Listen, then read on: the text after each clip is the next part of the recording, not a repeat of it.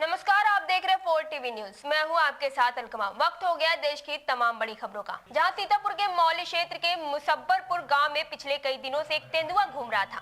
तेंदुआ के कारण गांव के लोग और आसपास के किसान बेहद डर में जी रहे थे। खासकर रात के समय कोई भी खेतों की ओर जाने से कतराता था, क्योंकि कई बार तेंदुआ खेतों और गाँव के पास दिखाई दे चुका था। लोगों ने इसकी शिकायत वन विभाग से भी की थी। जानकारी के अनुसार तेंदुआ ने एक दिन पहले पास के इलाके में एक हिरन का शिकार किया था। इसके बाद जब वो बकरी का शिकार करने की कोशिश कर रहा था, उसी दौरान वन विभाग की टीम मौके पर पहुंची। टीम ने बड़ी सावधानी और पूरी तैयारी के साथ तेंदुए को सुरक्षित तरीके से एक बड़े पिंजरे में बंद कर लिया। तेंदुए पकड़े जाने के बाद पूरे गांव में राहत का माहौल बन गया और ग्रामीणों ने चैन की सांस ली। हमीरपुर से आपको बता दें, जहां जिले के सदर कोतवाली क्षेत्र में चौरा देवी रोड पर बंदे के पास अचानक एक 10 फीट लंबा अजगर दिखाई दिया। रास्ते से गुजरने वाले लोगों ने जैसे ही अजगर को देखा, वहां हलचल मच गई और बहुत से लोग डर के कारण दूर हट गए। कुछ लोगों ने तुरंत इसकी सूचना पुलिस और वन विभाग को दी। सूचना मिलते ही वन विभाग और पुलिस टीम मौके पर पहुंच गई। टीम ने बिना किसी खतरे से धीरे धीरे अजगर को काबू में किया और उसे पकड़कर सुरक्षित स्थान पर छोड़ दिया। इस पूरी घटना के दौरान ना तो किसी व्यक्ति को चोट आई और ना ही किसी प्रकार का नुकसान हुआ। घटना के बाद इलाके के लोग थोड़े समय तक डर में रहे, लेकिन बाद में स्थिति सामान्य हो गई। केंद्रीय मंत्री पीयूष गोयल ने भगवान बिरसा मुंडा की जन्म जयंती पर उन्हें नमन किया और जनजाति गौरव दिवस की बधाई दी। उन्होंने कहा कि बिरसा मुंडा का जीवन साहस, संघर्ष और समाज सेवा का प्रतीक रहा है। उन्होंने जनजाति समाज के अधिकारों, जल जंगल, जमीन की रक्षा और उनके उत्थान के लिए अनोखा योगदान दिया था। आपको बता दें, पीयूष गोयल ने कहा कि ये दिन जनजाति समुदाय की गौरवशाली परंपराओं, सांस्कृतिक विरासत और राष्ट्र निर्माण में उनकी महत्वपूर्ण भूमिका को सम्मान देने का दिन है। उन्होंने लोगों से अपील की है कि वे बिरसा मुंडा के विचारों को अपनाएं और जनजाति समाज की तरफ। इस वर्ष जब हम जनजातीय गौरव वर्ष के रूप में भगवान बिरसा मुंडा जी के 150वीं जन्म जयंती समारोह को मना रहे हैं, ये हम सबके लिए बहुत ही आनंद की बात है। और मुझे लगता है भगवान बिरसा मुंडा ने जिस प्रकार से जनजातीय समाज को नई दिशा दी, प्रेरणा दी और नेतृत्व दिया, वैसे ही हम सब ने उनके दिखाए हुए रास्ते पे चलकर आगे समाज को उठाना है, समाज का उत्थान करना है, समाज की आमदनी बढ़ानी है, हर जनजातीय के घर में सुख सुविधाओं का भंडार पहुंचे, ये हम सबका सामूहिक प्रयास होना चाहिए। गुवाहाटी से आपको बता दें, जहां असम के मुख्यमंत्री हिमंता बिस्वा शर्मा ने बिहार विधानसभा चुनाव में शानदार जीत पर प्रधानमंत्री नरेंद्र मोदी को बधाई दी। उन्होंने कहा कि ये जीत जनता का पीएम मोदी को नीतियों और नेतृत्व पर भरोसा दिखाती है। आपको बता दें, मुख्यमंत्री ने ये भी कहा कि असम की जनता की ओर से भी प्रधानमंत्री को हार्दिक शुभकामनाएं और अभिनंदन भेजे जा रहे हैं। उन्होंने इस परिणाम को देश भर में विकास और स्थिरता की राजनीति के समर्थन के रूप में देखा।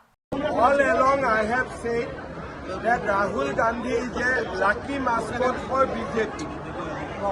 When he started vote chori campaign in Bihar, then only people of Bihar decided that we are going to vote Narendra Modi only and to nobody else. This is a clear victory of Modi's pro-people policy, Nitish Kumar's pro-people policy. I, on behalf of people of Assam, offer my congratulatory message to Honorable Prime Minister Narendra Modi, and we believe that under his leadership, India, Bihar, Assam, all will grow and will become a developed nation by 2000. Maharashtra से आपको बता दें, जहां मुख्यमंत्री देवेंद्र फडणवीस ने बिहार चुनाव में BJP और एनडीए की जीत पर प्रतिक्रिया देते हुए कि बिहार की जनता ने फिर से विकास के रास्ते को चुना है। उन्होंने कहा कि जनता ने ये दिखा दिया है कि वे एक स्थिर और प्रगतिशील सरकार चाहती है। फडणवीस ने कहा कि ये जीत कार्यकर्ताओं की मेहनत और जनता के विश्वास की वजह से संभव हो पाई है। उन्होंने सभी कार्यकर्ताओं और नेताओं और जनता को इस बड़े जनादेश के लिए बधाई दी और उसे ऐतिहासिक बताया। नागालैंड के कोहिमा में वित्त मंत्री निर्मला सीतारमण ने NIELIT संस्थान में आयोजित एक प्रदर्शनी का दौरा किया। इस प्रदर्शनी में छात्रों और स्टार्टअप ने अपने नए प्रोजेक्ट, तकनीकी नवाचार और कामकाजी मॉडल दिखाए थे।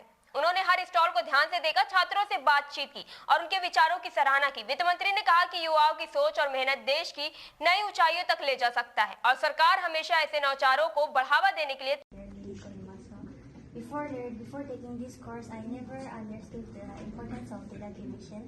But after this, I realized how important it is, like from data collection to maintenance to and ensuring accurate data and effective training of AI models. So I would like to give my thanks to the Ministry of Electronic and Information Technology and also the India AI Mission for giving us this wonderful opportunity. Thank you. We did it. And And then, you have already people logging on. yes. What's the response? Which one of them gets called? I would say the biggest response is the Hornbill Music Fest and Open Metal Wrestling. Which a lot of indigenous people are there now. And we also Like for provide. instance, today you have the BCCI on cricket. I thought Nagas played football, but you had cricket happening here. Yes. So did you include it in your portfolio? Sadly, we haven't been able to cover that, so most of the time we are focused on this music events. Nirmala Sitharaman ने कोहिमा स्थित NILIT में समर्थ कार्यक्रम की शुरुआत की। इस कार्यक्रम का उद्देश्य छात्रों को AI, रोबोटिक्स, डिजिटल हार्डवेयर और नई तकनीकी की दुनिया से जोड़ना है।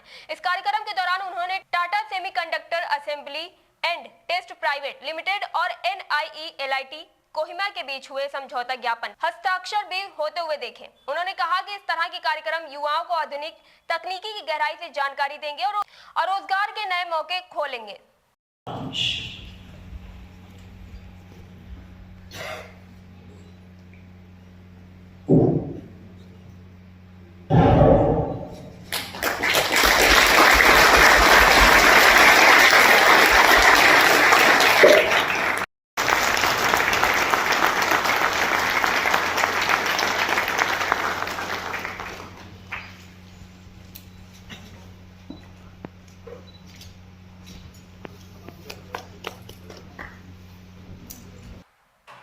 हरिद्वार से आपको बता दें, जहां हरिद्वार जिले के लक्सर तहसील के नेहातपुर, सुठारी और सुल्तानपुर गांव के पास ग्राम समाज की सरकारी जमीन पर बनी एक अवैध मजार पर प्रशासन ने बड़ी कार्रवाई की मांग की है।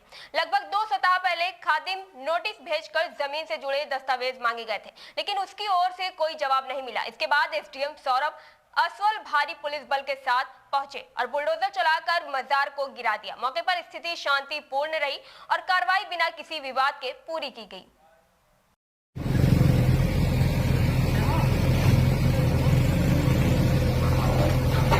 बरेली से आपको बता दें, जहां बरेली रेलवे स्टेशन के प्लेटफॉर्म नंबर 1 पर खड़ी एक मालगाड़ी के आखिरी डिब्बे से अचानक धुआं उठने लगा। यात्रियों और रेलवे कर्मचारियों ने देखकर तुरंत चिंता जताई। रेलवे कर्मचारियों ने तुरंत डिब्बे को पूरी ट्रेन से अलग किया और पानी डालकर धुएं को बेकाबू में किया। फिलहाल रेलवे अधिकारी ये पता लगाने में जुटी है कि डिब्बे से धुआं क्यों निकल रहा था।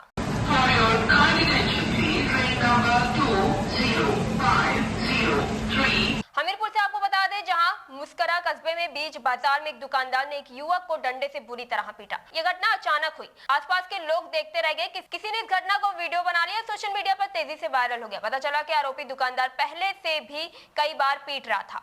फिलहाल पुलिस ने मामले की जाँच शुरू कर दी और आगे की कार्रवाई की जाएगी। महाराष्ट्र से आपको बता दें, जहां देवेंद्र फडणवीस ने कहा कि महाराष्ट्र भूषण सम्मान पाने वाले कलाकार राम सूतर की बनाई हुई मूर्तियां और कलाकृतियों न केवल महाराष्ट्र बल्कि पूरे देश और विदेशों में लोकप्रिय है। उन्होंने कहा कि उनका शिल्प कौशल बहुत ही अद्भुत है और उनकी कला ने महाराष्ट्र की सांस्कृतिक पहचान को मजबूत किया है। फडणवीस ने उनके योगदान को राज्य और देश के लिए सगळ्यांना आनंद आहे की महाराष्ट्राचा जो सर्वोच्च नागरी सन्मान आहे महाराष्ट्र भूषण, हा सन्मान जे या देशाचा सर्वोच्च नागरी सन्मान प्राप्त केलेले पद्मभूषण राम सुतार साहेब यांना महाराष्ट्र शासनाच्या वतीनं आज आम्ही या ठिकाणी तो दिलेला आहे।